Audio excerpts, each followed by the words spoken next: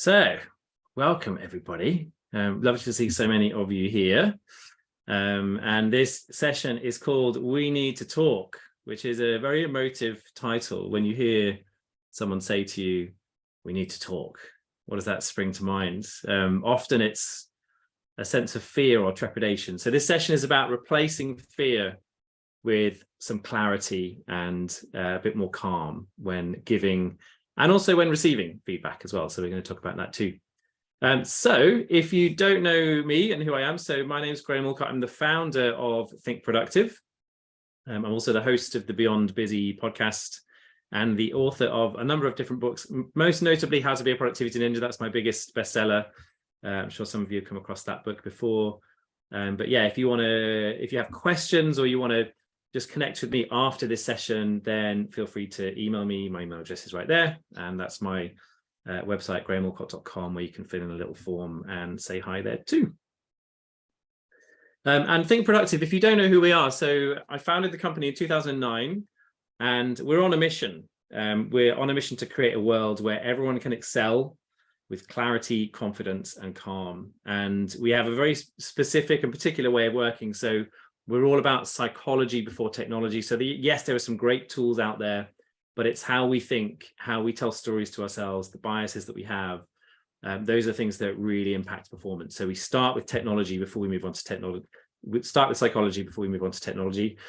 We believe in a human, not superhero approach. So we believe in recognizing that the world is not perfect and neither are we, that we have limits and that we have no special powers. We are just humans with good skills and a good mindset and so on.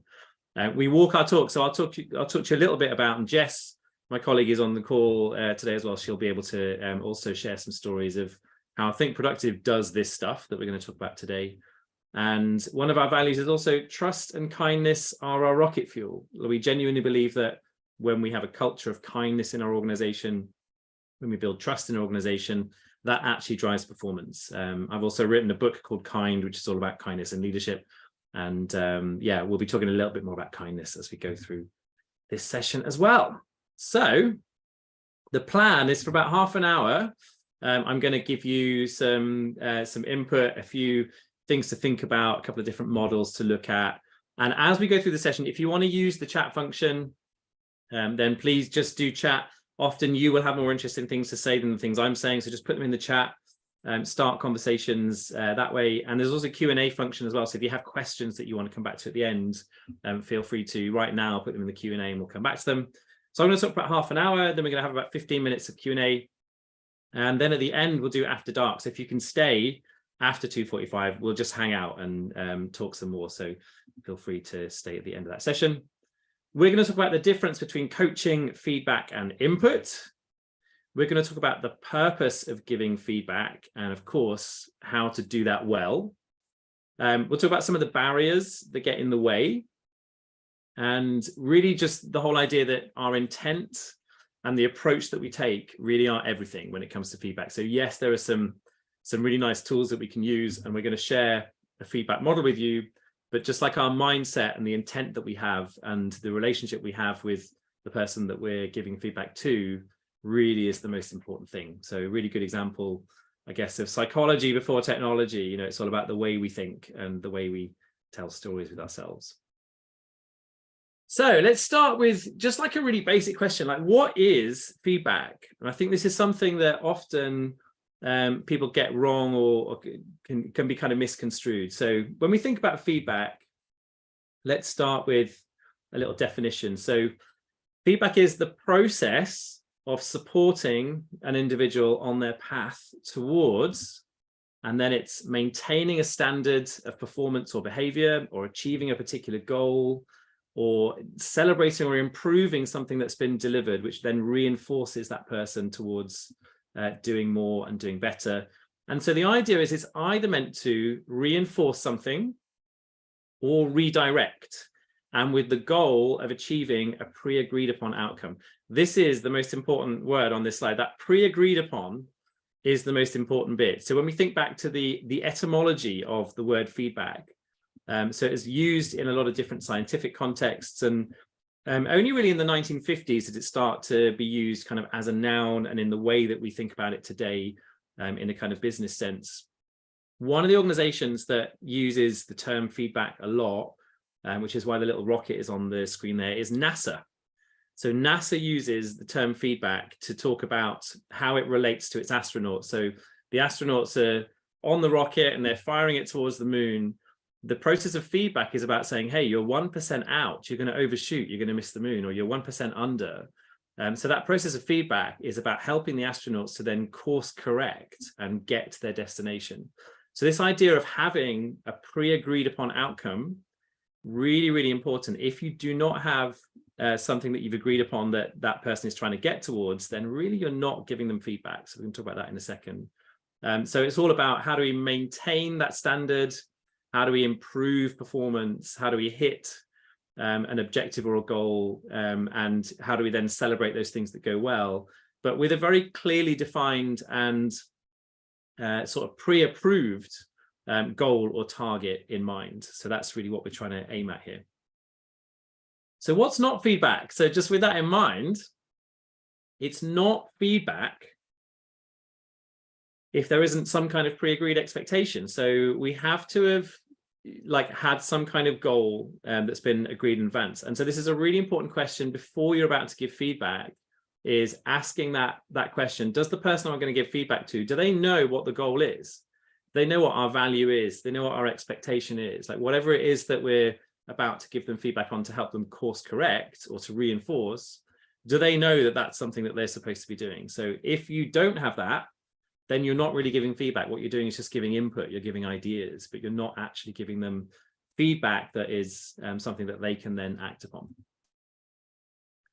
And also, you might have a pre-agreed kind of, set of assumptions, but like, is there a specific end state or target? Like, is that quantified? So again, if you don't have that really clearly laid out, if that's not something that you've both pre-agreed upon, then what you're doing is you're sharing thoughts, you're sharing ideas or opinions, but you should only really do that if you're requested. Like, don't give that as feedback if you don't have that sense of end state or target or something that's quantified in mind.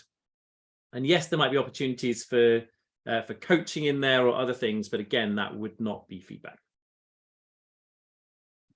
And then this is a really important one. So it's not feedback if what you're saying just comes from a really negative or destructive place. Remember, the idea is we're trying to course correct. We're trying to help that person to hit their target, which has two really important things in mind. Firstly is we need to be committed to what that target is. And the second thing is we have to be really committed to that person achieving it. And we have to be committed to that person being able to grow. Like, really good feedback is where we're holding space to help somebody to be able to get better or to reinforce something that's already gone well. So don't give feedback if you're in this kind of state. If you're upset with someone, if you're hearing yourself using phrases like, oh, that person never does this, or they're always doing that, then probably it's not feedback. And what it actually is you emotionally offloading. So really getting clear about, am I speaking in a way that is for that other person, which is committed to that other person trying to achieve something? Or am I just here because I'm a bit frustrated and I want to kind of let that out on somebody, and it just happens to be the person that's right there. So that wouldn't be feedback in that case. So I just want you to have a think for a moment. So just if you'd like to share some of this in the chat, then I'd love to hear it. But just more importantly, just to have a think to yourself for a minute. So what's the best feedback experience that you've ever had? So, it tends to be that when we're at work is more the scenario where we do get more pre-agreed upon kind of targets and goals and things that we can then use feedback towards. But so like in a work context, like what are the moments that you've really received really incredible feedback in the past? What was that feedback? What did you do, to change as a result of that? And also, what's the worst feedback experience that you've ever had? What made it bad? What was the feedback? What didn't you like about it? How did it make you feel? So there's something really important here about recognizing that there's a couple of, I think, really important points here. One is that often feedback on both sides of it feels uncomfortable. It feels vulnerable. It feels icky. It's a really difficult thing. And the other point that I really want to make is that, so when I started thinking about this, I thought of quite a lot of instances where someone had given me input, or had given me criticism, but actually very few examples where someone had actually given me feedback towards a pre-agreed goal. So often what you're thinking about as your examples might not be feedback. I think for most people, we get a lot fewer instances of feedback than we actually realize. And that's obviously something that we can change and we can get better at, which is really what we're going to talk about in the next few minutes. Some lovely stuff coming through on the chat. Thank you. Love it. Yeah, Helen saying I prefer feedback in person, not in emails. The best and worst was when I was told I like you now. Wow, that's a heavy one. So yeah, I think there's something really important here about recognizing the humanness of feedback and the importance of really thinking about our empathetic connections to each other when we're giving and receiving feedback. So with this in mind, here's the key to great feedback experiences. And the key is really simple. You learn to receive it graciously, and then you'll be able to give it kindly. So receiving feedback graciously is really difficult, and often something that the person says gets our hackles up. We start to feel really uncomfortable. But like recognizing that the person who is giving us that feedback, that's a vulnerable thing that they're doing too. So they're taking an interpersonal risk by giving us that feedback, and they're doing their best. They're trying really hard to give us feedback and hold space for us in a way that will help to make us better. But also they might be getting it wrong or screwing it up, and it might be difficult for them.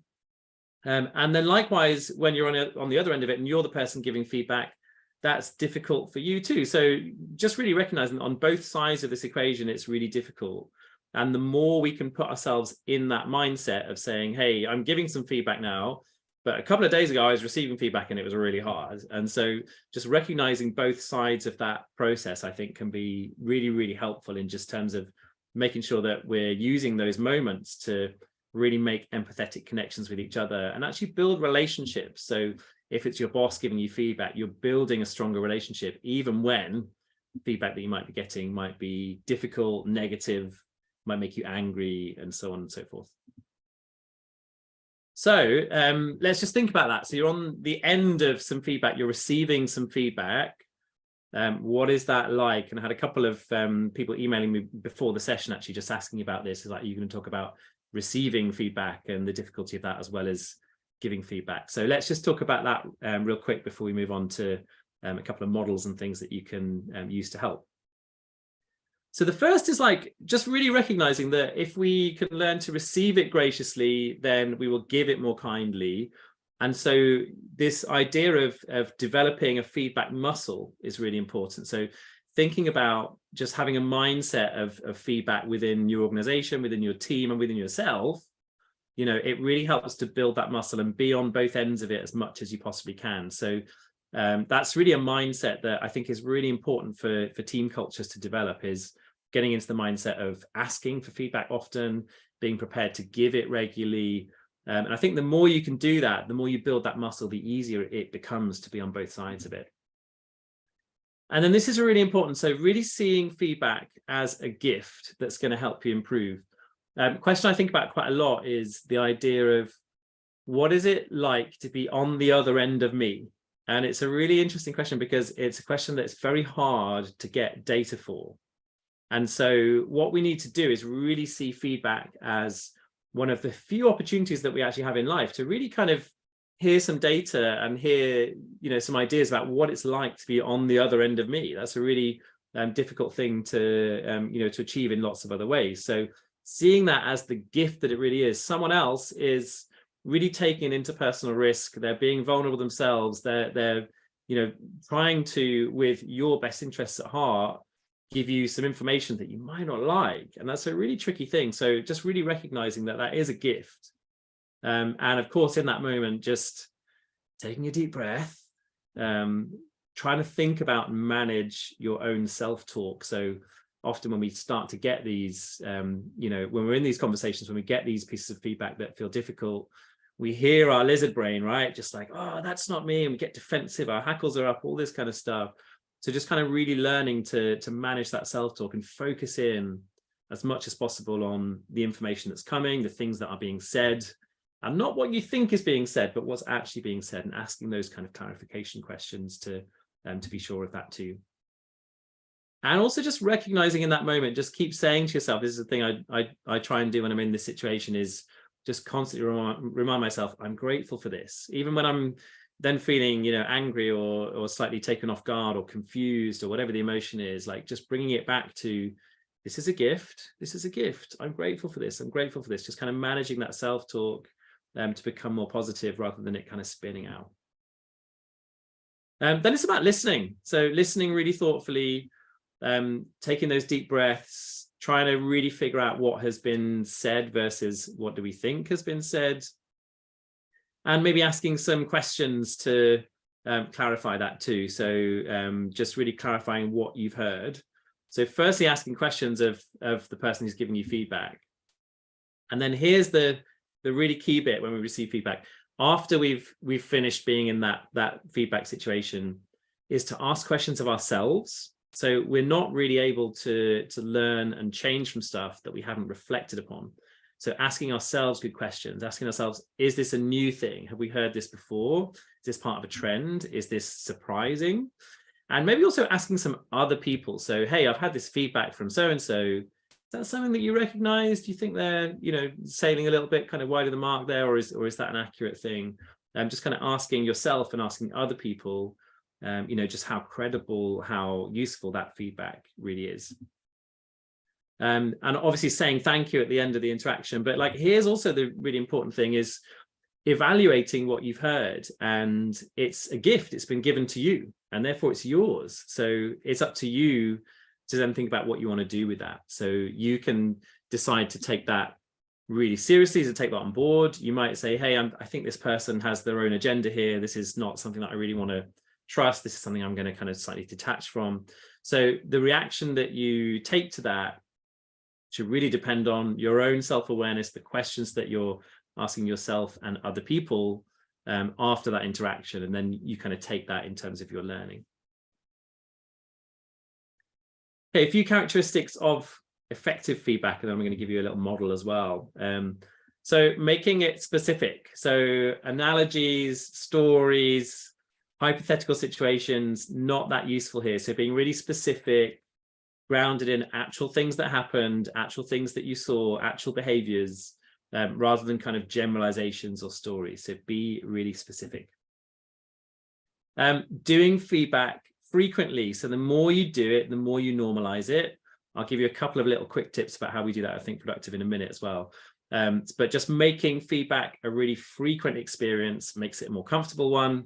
And it also means that you're just more developing that muscle between you and between the team to just offer feedback on a really regular basis. And then you're just more able to course correct and hit the moon and whatever it is that you're trying to do. Being balanced. This is a funny one. So I think a lot of people's kind of view of feedback, or the model that people tend to use around feedback, is, you know, this idea of the shit sandwich, right? Or like the kind of sandwiching a positive and then a constructive and then another positive. I think that has its place, and I think that has its place if you're in a one-to-one type meeting, and what you want to do is kind of set the scene first and just build a rapport first before you then deliver the difficult part of the conversation. But I think in general, it can also have a really negative reaction. So I think people see through the shit sandwich very easily.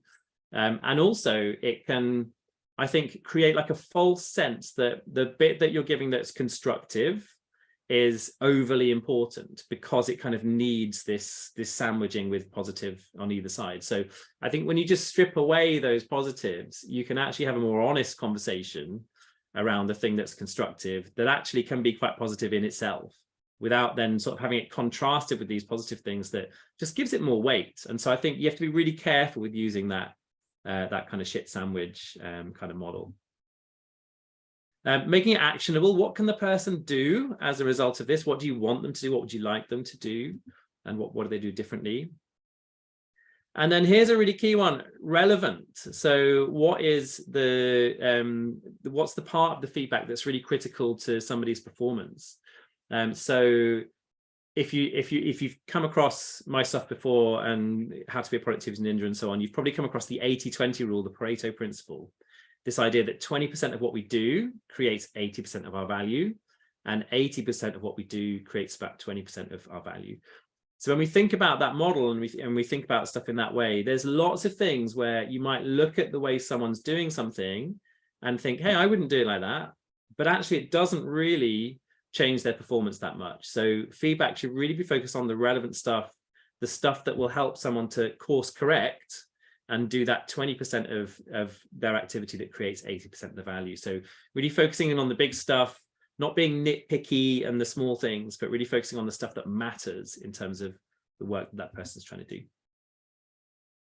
And timely. If you're anything like me, my memory is terrible. I will often just like not remember stuff that happened last week or whatever. So doing, when you do it frequent feedback, obviously then lends itself to it being more timely, but giving feedback as quickly as you can after an event and after you've really sort of summarized your own position on it, rather than leaving things to kind of fester for weeks at a time.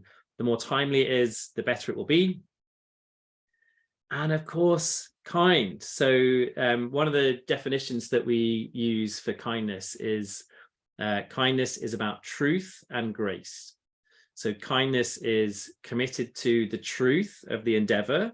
So you want to give feedback that is honest and that reflects the truth, but you're going to do that graciously. You're going to give that feedback with grace in a way that is for that person. So truth and grace, it's the salted caramel, right? Like the little bitter thing and then the sweetness around it. Truth and grace allows you to give feedback with kindness. So those are just different things to think about when we're approaching feedback. Here's a quick thing that we use at Think Productive, which just really helps to embed feedback within our culture. So just at the end of meetings, we try and ask one of these three questions or a couple of these questions. So just asking what's worked well in this meeting. Meetings are really great. And if you've read my book, How to Fix Meetings, then you'll know that one of the things I really suggest around meetings is to have a purpose statement, which is basically your intended goal for the meeting. So if I'm then asking as the chair of that meeting, what was useful about this meeting, what worked well, it's measured by what does that purpose statement say the goal was, like what were we trying to get to in this meeting? So there's a really clear, desired outcome of the meeting. And I can then ask for feedback. What's worked well? What's the even better if? And then just a really nice little model is stop, start, continue. So, this is a really good one. If I've given a talk and I want to make it safe for somebody to give me the feedback that's maybe a bit more difficult, it's like, what should I stop doing? What do you want me to start doing? What am I going to continue doing? So it's just a nice way of being able to, really look at things through those particular lenses, which just feels a bit safer than just coming out with, oh, I didn't like this, or that wasn't great, or that was confusing. So yeah, just really, kind of using that idea of debriefing to just help everybody in the room to develop that muscle as often as possible, to get good at giving feedback, get good at receiving feedback too.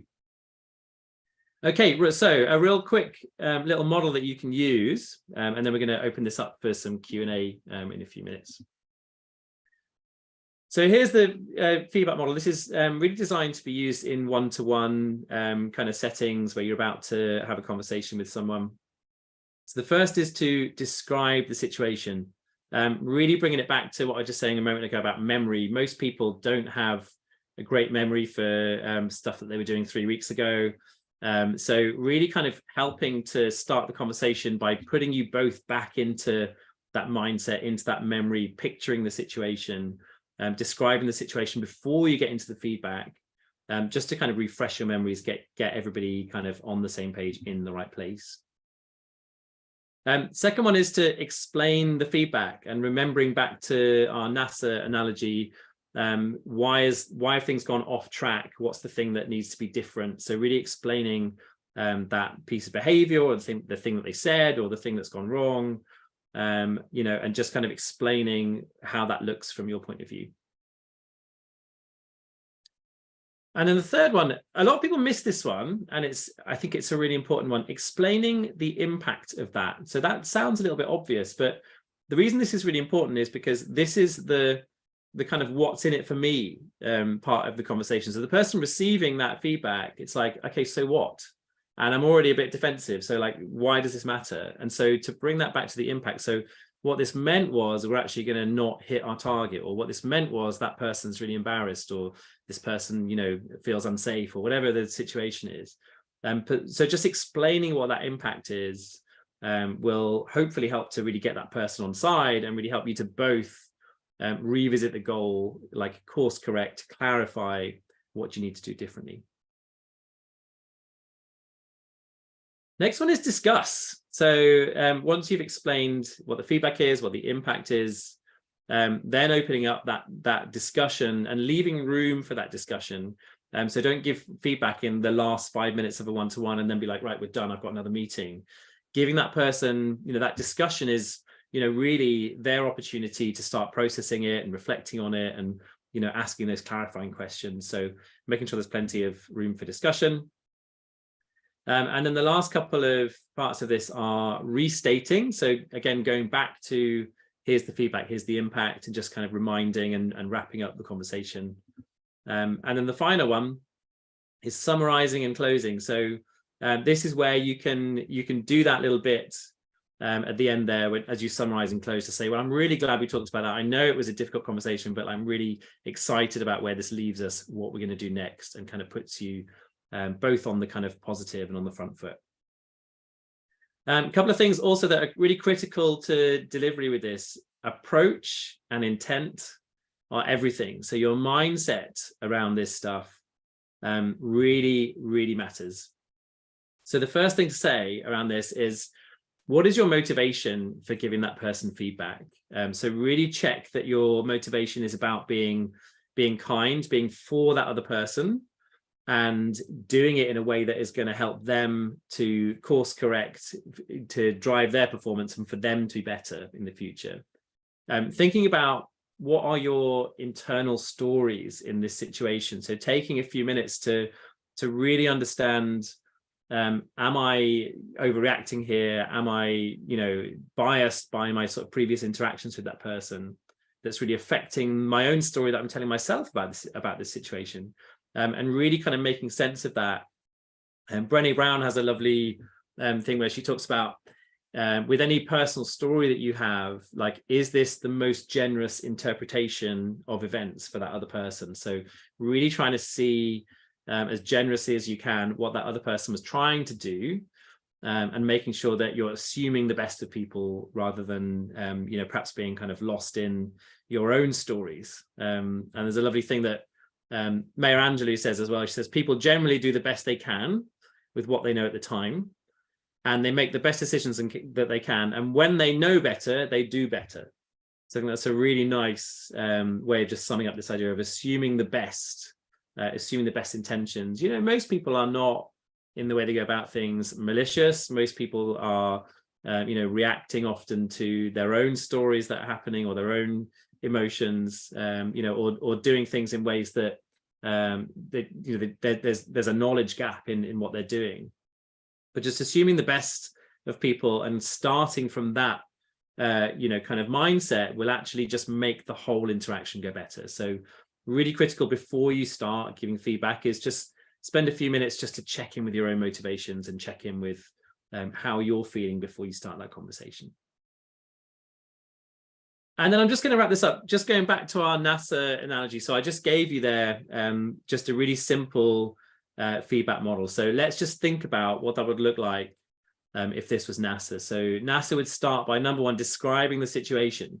So NASA is radioing in to our astronaut and says, hey, you're not on track to reach the moon. Something is going wrong here. And then explains the feedback, which is that, hey, we wanted to reach the moon by Independence Day so we could have this like huge big party. And that was what we'd agreed. We all thought we were on track to do it by that time, and you're actually slow, or you're actually in the wrong place. So that's the feedback. We need to get back on track. And then NASA explains the impact of that, which in this instance is, well, we're trying to get to the moon. The whole world is watching. The press are there.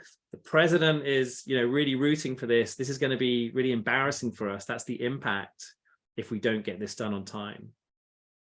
Then NASA allows the time radioing back into our astronaut for some discussion. So why are we not on track? What's going on? Is there something else that's kind of getting in the way here? And then restates, so, okay, I appreciate there's been a lot going on here. We had some other problems, but we did agree that we're going to get there by Independence Day. We still need that to happen. Here's how we're going to get back on track and agree the actions, and then summarizing and closing. So just a really simple, sort of idea of how you can use that really simple feedback model to just guide a conversation through those different stages. Okay, so we're going to head into some Q&A in a moment. I was 2 minutes over my own course on that one, so you can course correct me on that with some feedback at the end. Just before we do that, so I want to tell you about a thing that we've got coming up, really important program that Think Productive has been launching. It's part of a series that we're doing on leadership and management, and it's called the High Performance Manager. So this is it's a 3-month-long program. It's a public program for 20 people. We're going to be doing this as well in-house. So if you want to bring this in and do this with your entire management team, we can do that too. But we're doing a public program which starts next month. It starts on the 19th of April, and it's over, there's 3 months, 6 different workshops as part of it with 6 different subject matter experts. There's coaching in between. There's a whole group element to really help you make the learning stick. And we're going to be covering understanding your management style, different approaches to productivity and well-being and work-life balance. We're going to be looking at delegation skills, really important for any manager, delving a bit deeper into this idea of giving feedback, and also making space for what matters, making sure that the work that you're doing and the way that you're managing is really focused on that 20% of stuff that adds 80% of the impact. So that's the High Performance Manager. If you want to find out a bit more about that, there's only 20 places, quite a few of them have been taken up already. So if you want to sign up, basically what we need is your commitment to the program. And then just head over to the website. So I'll give you the URL right there. It's thinkproductive.co.uk/apply. If you're interested, you can also DM Jess, who is here on the call as well, and just find out a bit more. But it's a really exciting new program that we're developing here at Think Productive. So it's probably worth saying that a lot of people, when they think about Think Productive, what they think about is how to be a productivity ninja, getting your inbox to 0. And as you'll see, there's a whole bunch of other stuff that we do outside of that, really to help you to make space for what matters within your team and to develop those really important, what are often referred to as soft skills, but what I really refer to as the hard skills. They're the stuff that's difficult to master and the stuff that I think just really makes a difference in organizations. So of course, all of that is available as workshops where we can come in-house and work with your team. And then of course, we're running public programs as well. And then every Sunday I do this email. It's called Rev Up for the Week. And the idea is it's a positive or productive idea for the week ahead. It lands in everybody's inboxes at 4:05 p.m. on a Sunday and just sets you up for the week. So that's totally free. If you want to sign up for that, just go to grahamwalcott.com and sign up. Some of the stuff that you've heard today and just loads more besides. I tend to write them during the week. So it's kind of whatever's on my mind, whatever I'm thinking about, reacting to stuff that's in the news, that kind of thing. But yeah, if you want to get on board with that, it's free. Just go to grahamwalcott.com. Okay, let's open it up for questions. I had a couple of people send me questions on email in advance as well. So I've got some questions here, and I know there'll be some in the chat and on the Q&A. So Jess, I don't know if you've got any questions there that you want to just read out. Do you want to kick us off? Yes, so Sarah's asking about the Kind Leadership book. Yes, so those of you who don't know, I've just written a book which is called Kind. It's all about how, like, the idea is to dispel this myth that the way to succeed in business and in work is by being a bastard, and that basically making the case scientifically for kindness. There's a lot of science around this. It's going to be out in spring of next year. I don't have the exact date, but if you sign up for Rev Up for the Week, then I'll be sharing more from the book over the next few months. And obviously you'll be first to know when there's pre-orders available and all those links go out and stuff. So sign up to Rev Up for the Week and you'll get more from there. And also I'm doing, if you also sign up to Rev Up for the Week, in a couple of weeks, you're going to hear more about a particular program that I'm doing with my colleague Chris Kisley, all about kindness and leadership. So that'll be kind of a Zoom-based program as well. if you want to find out about that more, just go and sign up for RevUp. Exciting. We've got a couple of questions in the Q&A. So how do you turn bad feedback into good feedback? For example, if you receive some feedback, but it's not delivered in a useful way, makes you feel defensive or confused, how do you save that situation and make it positive? Yeah, good question. So I think there's probably there's like two prongs of the fork in the road that we can go down with this one. So the first is, I think it's really worth saying and restating that not all feedback will be valid, truthful. And there's a lovely phrase, which is stories, mine, yours, and the truth. And yes, there'll be times where your story isn't the truth. There'll also be times where the person giving you that feedback might also be completely biased and completely off track and so on. So I think it's worth just starting that with, it might be negative feedback because it's just not true or it's not valuable. So just, there are instances there where we just don't need to turn that into something positive. On the flip side of it, I think it's really important to use that data as the starting point, but then to get more data. So either to go back, to that same person who's been giving you feedback a day or so later and say, hey, I've been thinking about this. Can I just check I understand this? Can I just have another conversation with you about this? I think that can be a useful starting point. And also then asking questions of other colleagues that might have been in that same room or who know you, do you think this is something that's reflective of who I really am and the way that I'm working on, how did you see that situation? So I think the questioning part of this is really important. So as I was saying before, once someone has given you that gift of feedback, it's yours. And so it's totally up to you to decide how much of that you're going to take on, how much of it is useful, how much of it's worthy of extra investigation. The one thing I'd say around all of this is that building up your muscle around that will help you to be less defensive. So the more you're offering feedback, having those more vulnerable conversations, the easier it'll be to be on the other end of them. And so I think we tend to build this stuff up and make it feel really sort of fearful when we're just not doing it regularly. So just like anything, the more we practice this stuff, the easier it becomes to turn those things that are a bit uncomfortable into more positive things. Yeah, I definitely used to be somebody who did not see the gift in feedback. I used to find it very difficult, be very defensive. I'd just say, thank you, and that'll be it. And then the other person didn't know, did I find that useful? Have I taken it on board?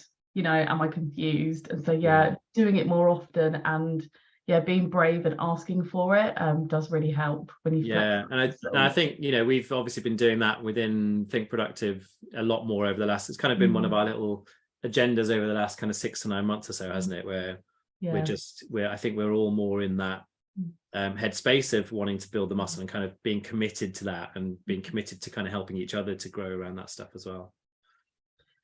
Question here from Mary. So you mentioned being balanced, but that the shit sandwich isn't the best approach. Do you have any hints and tips for how to make feedback balanced and feel less confrontational? So I think the balance doesn't always, so the thing with the shit sandwiches, it feels like it's balanced in that moment, right? Whereas I would see balance in a slightly different way, which is the more you can regularly give feedback, and the more you're so I do this thing in the Kind for Leadership program where we call it the 4 quarters challenge, and it's like based on American coins. So you hold 4 coins in your pocket, and then the idea is as you go through the day, you've got to offer 4 different bits of feedback or ask for 4 different bits of feedback. So it really kind of develops that muscle. And when you're in that really intentional mindset around of wanting to give and get more feedback, more of it ends up being positive, because there's so much positive stuff that almost just goes unsaid, or people don't think that they need to give that reinforcement feedback. So I would see the balance as more over a longer term rather than just in one meeting or one conversation. So the shit sandwich gives you balance in that moment, but actually it's better to look at balance more broadly and say, hey, over the course of a week, I've given loads of really positive feedback, I've received some really positive feedback, and then there's been a few bits that were a bit more constructive and uncomfortable.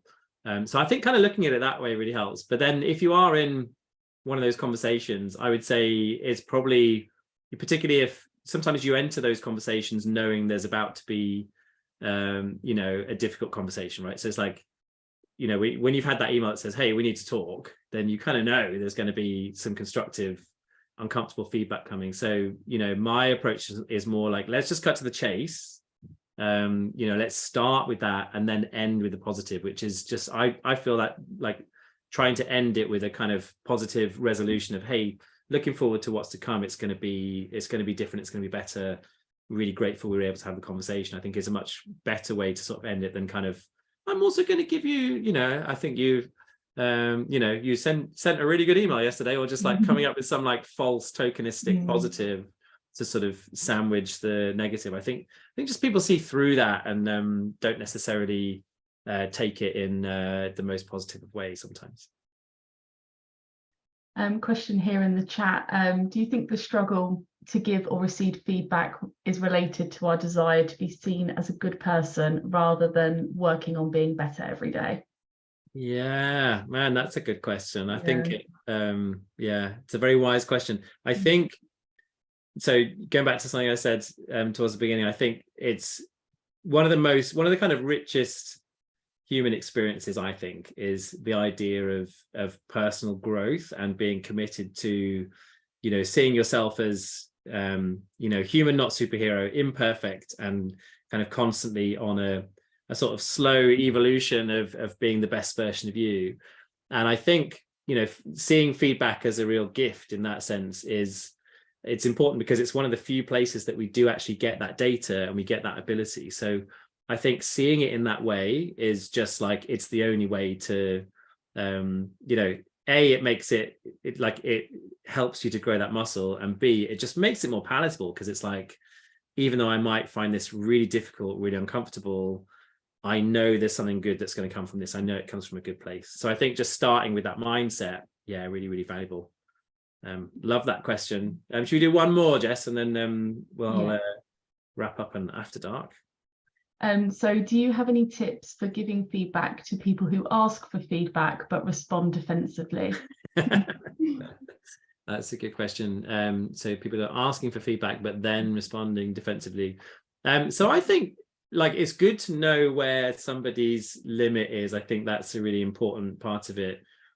So recognizing, hey, it just like when you can see that someone is really, you know, in a thought process, in a mindset that's based around fear, that's based around the lizard brain, that's reacting in that kind of way, they're just not hearing whatever you're going to say next. So I think in those instances, you're probably better off trying to wrap up the conversation as quickly as you can, and then coming back to it a day or so later. You just give them a chance to transfer a lot of that conversation and self-talk from their lizard brain, you know, kind of more defensive reaction into a more rational reaction, which will come later. But in that moment, if they're acting in a really defensive way, or the way they're saying, or, you know, the way they're interacting with you, just leads you to suggest that they're really on the defensive, then, you know, my sense would be trying to kind of wrap that up as quickly as possible and then return to it when it just feels a bit calmer. Yeah, there's nothing wrong with letting the dust settle with some of these things, and sort of coming back to them kind of as in as timely way as you can, but you know, knowing that someone's in a slightly better place to hear it, for sure.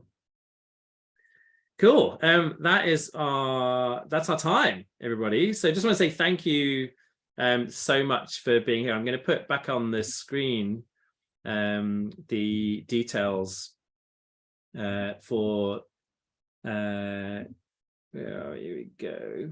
So that's the URL. So if you want to sign up to that new program that we're running, then just head to thinkproductive.co.uk/apply, and there's a load more details, by the way, on that URL as well. And so it's part of this series of 3 new leadership and management programs that we're launching.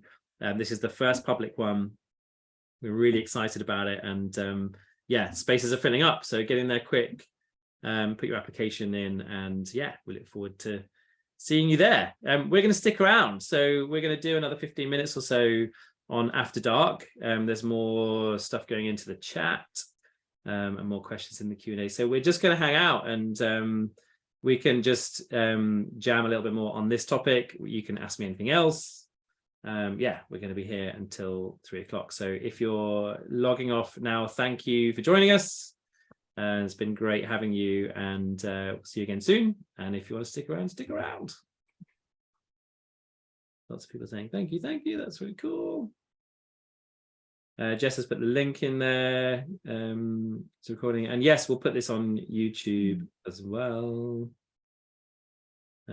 People saying love rev up for the week. Oh, that's really nice, thank you. I haven't written this Sunday's one yet, so if anyone's got any ideas, what do you want in rev up for the week this week? How were the slides created? Software tool, they're a lot of fun, a bit distracting, but they made a lot more enjoyable. Jess, do you know, like, what does Klein use apart from, so we were just in PowerPoint today, but does Klein use Canva or anything for any of the animation? No, it's just Photoshop. Yeah, we just Photoshop, have very talented graphic designer Klein, who uses Photoshop for it. Jess, can you do me a favor and just log that feedback? Let's give the positive feedback as well. Charlotte's saying signed up, love it, thank you. Will you be answering questions sent by email? So I've actually got a printout of some questions sent by email, so let me just go into those questions. So the first question was that got an email was, what are the 5 steps that we should take right after we receive feedback? So I think I covered some of that, but basically the idea of managing your self-talk, taking a deep breath, like really pausing and trying to focus in as much as possible on what's actually being said rather than what you think is being said, what your lizard brain is telling you is being said.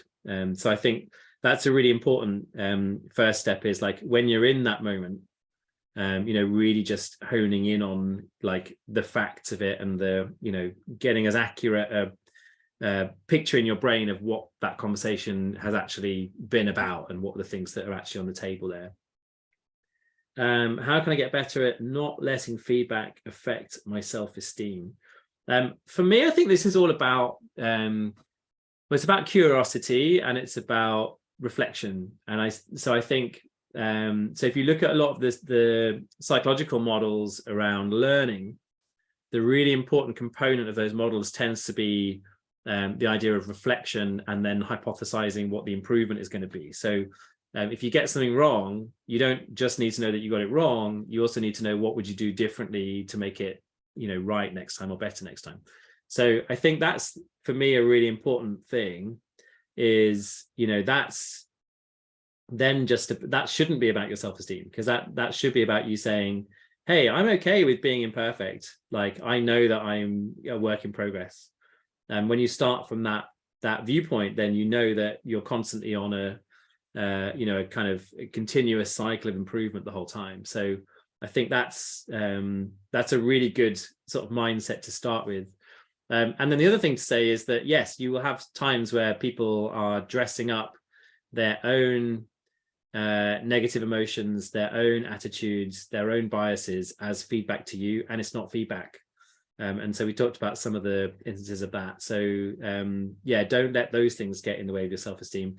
For the same reason, I have a rule, which is I don't read reviews of my books on Amazon.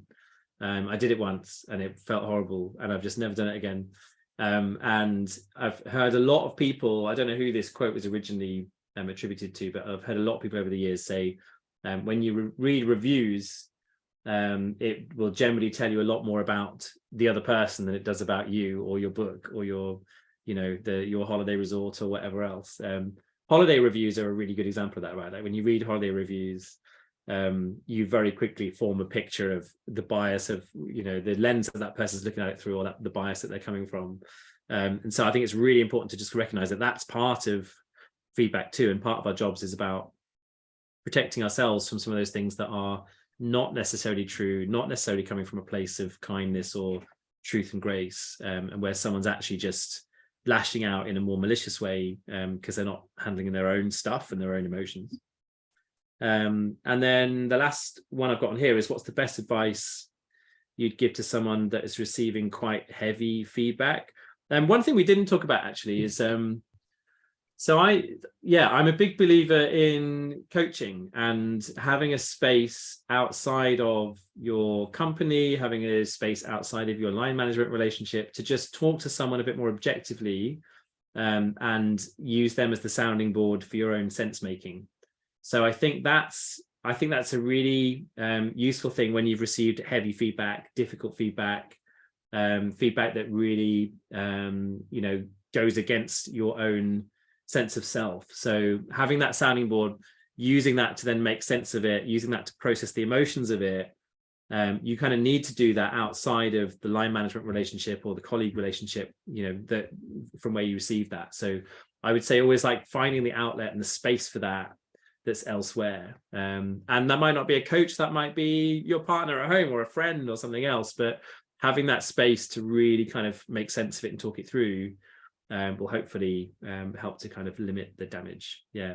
One of the definitions of kindness that I talk about in the new book is there's a lovely dictionary definition of kindness, which is kindness is about limiting damage. And I think for me, that's a really good example of self-kindness, where using coaching or confiding in a friend or therapy or whatever else it might be, talking that stuff through can just help to kind of limit the damage of some of those things. Cool. We've got a few more minutes. Have we got is there any other questions in the chat, Jess? I think the Q&A is... Yeah, I got a question here.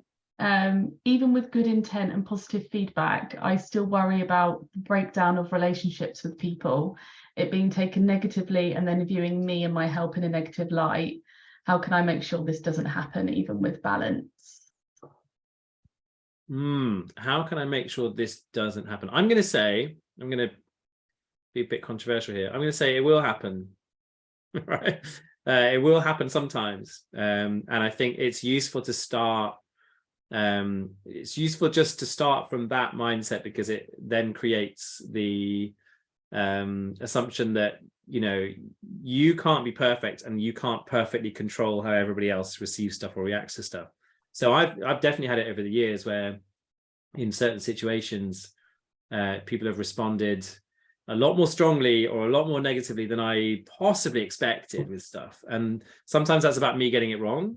And also sometimes that's just about them overreacting and there was nothing else I could do in that situation. So I think it's worth like embracing a little bit of, there will be a little bit of chaos with this stuff. That's what makes it vulnerable. That's also what makes it important.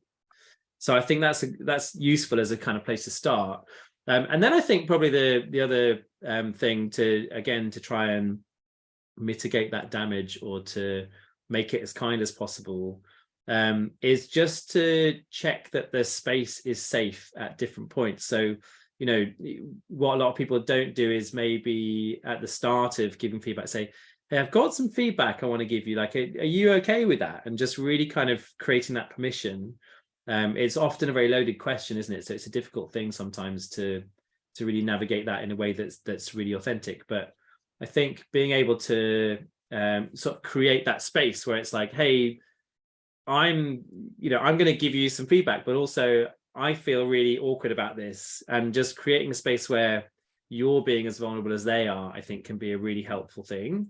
And you're asking permission to give it rather than just giving it. I think those are things that can just really help. And then again, like I said before, so if you really start to feel like the reaction is very negative, or it feels like it's blowing up a lot more than you're expecting to, then that's the time to pull back rather than to try and get to the end of the notes that you've written down or the script that you have or whatever, and just kind of do it in a different way. But I do think it's probably difficult and uncomfortable, but important to just recognize that you won't always get it right, and also nor will everybody else. Like, we are all weird. We all come at stuff with our heart on our sleeve, and with emotions that can be difficult to process and manage. So I think it's just kind of worth recognizing, acknowledging that sometimes that is going to happen. Things won't always go as you expect them. We've got a couple more questions in the Q&A that we get to in the last few minutes. What do you think about safe spaces in general? Is there a danger that people end up being unable to deal with any feedback, criticism, or challenge? Yeah, that's one of those questions, isn't it? Where it's like, my answer could get me cancelled. Right. But I think so the way I think about a lot of this stuff is that I think for me it's all about intent, isn't it? And so I think safe spaces, the idea of safe spaces comes from an intent, which is let's try and create a sense of psychological safety so that people feel valued, people feel included, people feel able to contribute to whatever the situation is, whether that's online, whether that's in a team meeting, wherever that space is. I do think that sometimes that good intent can can sort of stray to the point where it might make it it might create a sense of entitlement or an assumption that someone should never be in an emotional state or a space where they are remotely unsafe. And I think if you want to grow, and if you want to be in an environment where a team of people are growing, and you want to be in an environment where a company or an organization is growing, there's going to be some discomfort along the way, and so I think it's more important to focus on how do you air those differences well, how do you give feedback well, how do you really transmit kindness. I think that stuff's more important than always focusing on the process of a safe space, if that makes sense.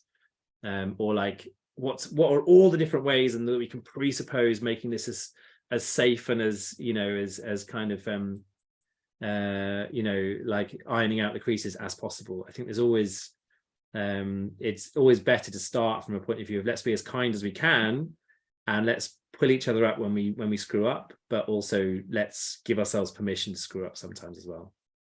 Yeah, you can always, you just never know sometimes how someone might react, so you could spend all that time on it and still get it wrong. So safe space to get things wrong as well.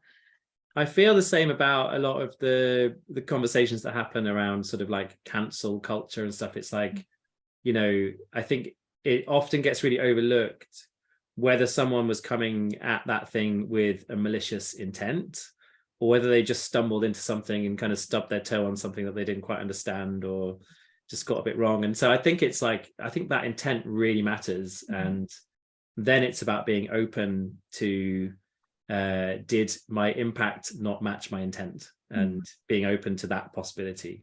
I think there's one more. There's one more question? Yeah, we've got one more and 1 minute to go. So how does someone deal with a negative spiral from receiving or giving constant negative feedback?